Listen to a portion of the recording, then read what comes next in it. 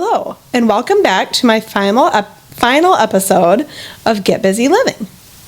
Today I have a very special guest, my husband Jeff, on with me. So, welcome. Hello. Hello. So if you've been following along, you all know that basically for the last 18 years, we've in some way or another been dealing with breast cancer. And then we've just started the 9th year of me having breast cancer that's metastatic. So we're just gonna chat. We have no outline, no script of what we're gonna do here today, but we're just gonna chat about what our marriage has been like and what life has been like the last 9 years while living with cancer. So, Jeff, what is it like living with a hormonal wife that has a terminal illness? So living with my wife, obviously she gets busy living all the time, so there's a lot of trips that we take that she needs more than what I need, and probably way more than what your boss would. Way more than what my boss wants me to take. But it's a good thing to do, especially seeing you're not promised tomorrow either way.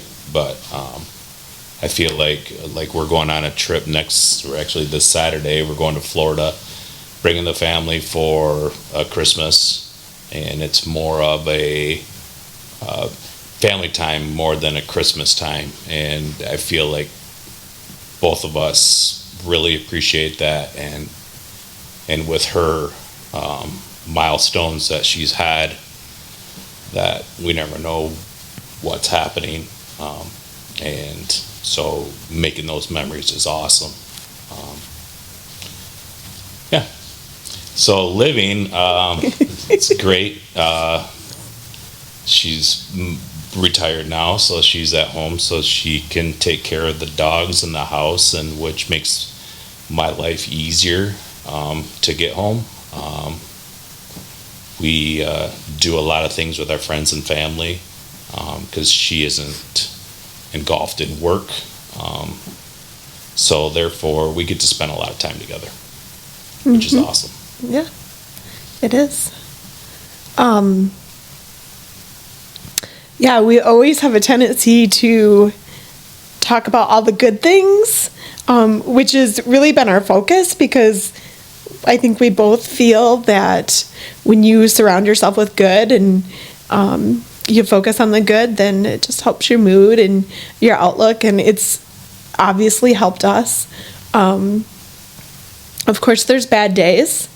I haven't had as many bad days recently as I've had over the years, but I'm sure you remember the days that I slept a lot or had a hard time getting out of bed, or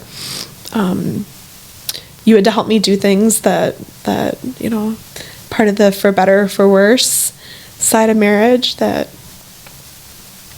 you don't expect to have to do. But over the years, we've just always focused on the good and found the good in it, which is why we get busy living and we vacation and we do all the things that we might not be here to do later. Yeah. Mm-hmm. So I have a question for you. What's your scariest part in your life right now? Right now? What was your scariest part? What was the scariest part? I'm very emotional today. And you guys will find out later. It's happy tears. But I think the worst part, the scariest part, was the initial diagnosis 9 years ago when I was given that 2 to 5 year lifespan. And when Doc says there is no cure and this will kill you. Yep. Those were scary words to sit at U of M and hear from Dr. Hayes. And our kids were still in middle school and high school then, and they needed me. But I don't feel like it took me long to get over that fear and really just focus on our faith and surrender it all to God. And we still do, but we had a great life group, that really lifted us up, and our church family surrounded us, and I think our entire family's faith has grown so much since that initial diagnosis. And I really can honestly say that I don't really fear that anymore. And it's not because, I mean, it is, but it's not just because I'm doing so well. It's just, it's the focus that we have on our life and how we just surrender it all to the Lord. He has a plan and he knows what he's doing. And we've also really got to watch science evolve so much, especially looking back to 18 years ago when I first started chemotherapy. I mean, we've watched chemotherapy come from the point where it makes you so ill and so debilitated, and it kills cancer and your good cells, and it causes organ failure and all of those things, to now they're really figuring out how to kill cancer and keep your good cells alive, and the side effects are much more manageable. The genetic testing. The genetic testing, yes, yep. We've just seen a lot of advancements, and it just, God and science, they're the two big things that matter, and research, for sure. What was your scariest point? My scariest point was when I had to fly to Florida last year. Last year. Yeah, that was definitely scary. When you called me and said, I need you. Yep. I don't think that was my scariest point ever, but it was definitely scary. So last year, right about this time, I think. It was down there, so it was in October. I was having a hard time breathing and ended up going to an urgent care and ended up being transported via ambulance to the hospital, where I was told that initially in Florida I was diagnosed with pneumonia. But when you're a cancer patient and you have anything like that wrong with you, they hospitalize you. And it was very scary being in an unknown place with a medical team that didn't know my history the way that my medical team did, and then not having my husband, who is my rock, there with me. So the day that I was admitted to the hospital, he got on an airplane and flew down and stayed with me until we could fly back home. And when we got home, we learned that it wasn't pneumonia that I had, that my lung was filling with fluid that was full of cancer.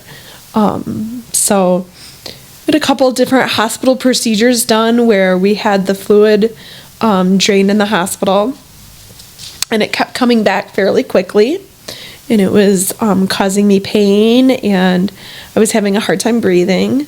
So we had agreed to have a pleural X drain put in permanently into my right lung, that a visiting nurse would come to our house every other day and help us drain it and teach you to drain it. Which I couldn't do for about a week until I got large gloves. Right. Because it did not come with the appropriate size medical gloves for Jeff's hands.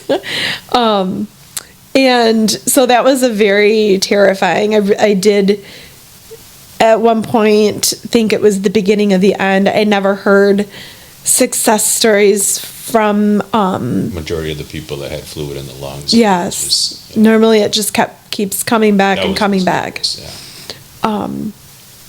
So anyway, the purpose of that pleural X drain was to build up scar tissue, and the scar tissue would deter the fluid from coming there. And sometimes the fluid goes to other parts of your body, and sometimes it just stops producing, period. And I was blessed enough that after, I think I had the drain for about 4 weeks. Yeah. When because it went fast, because you had to do so many milliliters that once you got below such and such for Yeah. like 2 times, so then For a week. for a week. And Yep. It was, and it happened fast. Yep, it did. So I had it, because we left for Belize the end of January and I didn't have it. Anyway, back on track. The drain did its job and it built up that scar tissue and the fluid stopped being produced in my lung. And after I didn't have X amount of fluid for a week, we were able to schedule the surgery to have the drain removed, which was a blessing. And I haven't had fluid in my lungs since. So after that, I had to start a new chemotherapy called Enhertu, which has been a gift to us, really. It's an IV chemotherapy that I get every 3 weeks. She still has her hair, obviously. I still have my It's true hair, real hair. It's not a wig. Right. Hopefully it'll grow faster soon. And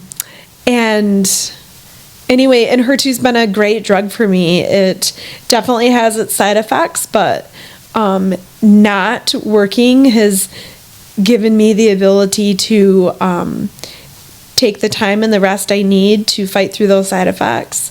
So I've learned to live with them really pretty well. And we have learned that Enhertu is working really well. It's come a long way in the chemotherapy market. It's a first-line drug now for a lot of new breast cancer patients. But last week, Thursday, I had a scan. And for anybody that has had cancer knows that scanziety is real. And they can be really terrifying. So anyway, Thursday, I had a scan. And I got my results this morning. And for the first time ever, my scan showed that I don't have any evidence of disease in my chest or my lungs, which is an absolute miracle. We never, especially after 9 years, thought that the day would come that my lungs were free of cancer. So we praise God for that, and the scientists and researchers and all of my medical team and all of our prayer warriors out there. I feel that's why I'm so emotional today. It's tears of joy, but we are extremely blessed. Very blessed. We still have a road ahead of us, though. Yeah, nothing will change treatment-wise. It's known that there's still cancer cells in my body. They're just sleeping, as they would say right now. And Not conjugated as for a nodule or a tumor. Yep, and at some point they'll wake back up, but we don't know how long we get to ride this train, but we're going to ride it and enjoy it as long as we can. Especially with this chemo, it doesn't hardly have very many side effects for you. Yep. We are. So we're sharing happy news, even though I have tears. Happy news that I have no cancer in my chest or in my lungs. And that is, like I said, amazing. Very amazing. We're blessed. And it was perfect timing yes, he did. It was perfect timing to get that news just before Christmas and just before leaving for vacation with our children. And we were a little worried because it took a little longer than normal to get the results. So it was one of those, why is this taking so long? What are they doing? And, they couldn't find what they were looking for. Right. Which is great. Yeah. So really that's kind of wraps up where we're at right now. We're in a really good place, and we're learning how to live life over cancer, and we're hopeful that we'll be here in another 8 years sharing some exciting news. For sure. Hopefully have a whole bunch more grandkids, and you'll be retired. Maybe. So thank you for listening.